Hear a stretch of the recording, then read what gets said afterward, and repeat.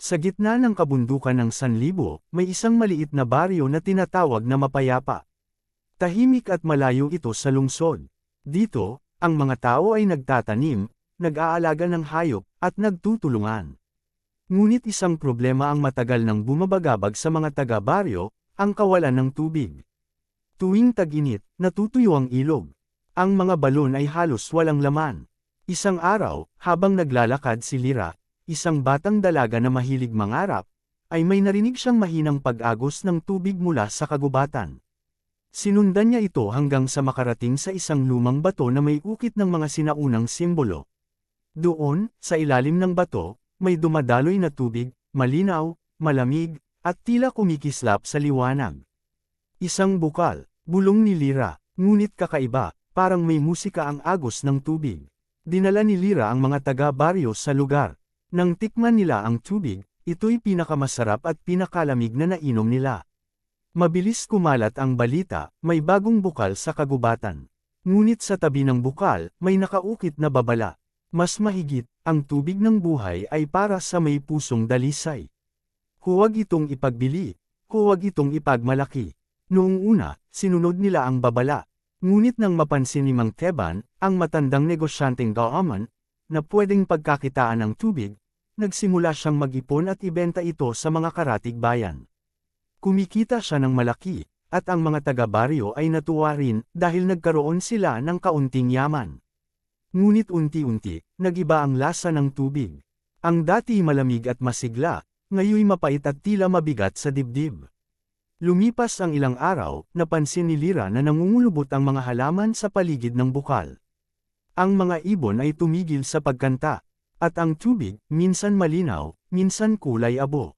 Isang gabi, nanaginip si Lira ng isang babaeng nakaputi, na tila yari sa tubig at liwanag.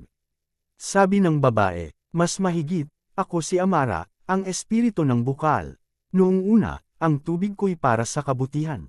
Ngunit ngayong ginamit ito sa kasakiman, unti-unti akong namamatay. Pagkagising ni Lira, dumiretso siya sa bukal, at totoo nga, halos wala ng agos. Tinawag niya ang mga tao, ngunit bingi ang mga ito sa kanyang pakiusap. Wala kang alam, Lira. Kailangan nating mabuhay, sabi ni Mang Teban. Dahil sa kaguluhan, nagpasya si Lira na mag-isa sa kagubatan upang humingi ng tawad kay Amara. Habang papalapit siya, nagdilim ang paligid.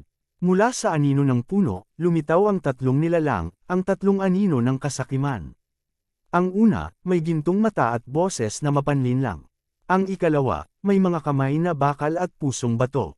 Ang ikatlo, may anyo ng sarili ni Lira, ngunit may ngiting tuso. Sabi ng mga anino, mas mahigit, kung gusto mong bumalik ang bukal, ipagpalit mo ang iyong kaluluwa. Ibigay mo sa amin ang iyong pag-asa. Ngunit sa halip, kinuha ni Lira ang isang sisidlan, pinuno ng natitirang tubig ng bukal, at ibinuhos ito sa lupa habang dasal ang binibigkas. Mas mahigit, tubig ng buhay, bumalik ka sa kabutihan. Nagliwanag ang paligid, at nawala ang mga anino. Kinabukasan, nagulat ang buong baryo. Muli nang dumadaloy ang ilog. Ang mga halaman ay sumibol, at ang hangin ay may dalang halimuyak ng sariwang ulan. Ngunit nang puntahan nila ang bukal, wala na si Lira. Tanging ang kanyang panyo ang naiwan, nakapatong sa bato. Mula noon, tuwing madaling araw, may maririnig na mahinang awit mula sa kagubatan. Parang tinig ni Lira na umaawit sa hangin. Sabi ng matatanda, mas mahigit, si Lira ang bagong tagapangalaga ng bukal. Isinakripisyo niya ang sarili upang manatiling buhay ang tubig. Muling yumabong ang baryo ng mapayapa. Ngunit natutunan ng mga tao ang isang mahalagang aral. Na ang likas na yaman ay hindi dapat abusuhin. Na ang biyaya ng kalikasan ay dapat alagaan, hindi pagkakitaan. Tuwing tag-init, banibisita ng mga bata ang bukal.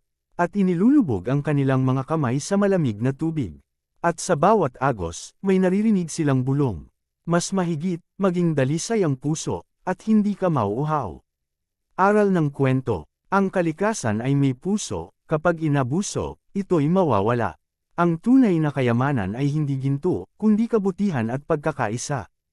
Ang dalisay na puso ay kayang ibalik ang anumang nawala.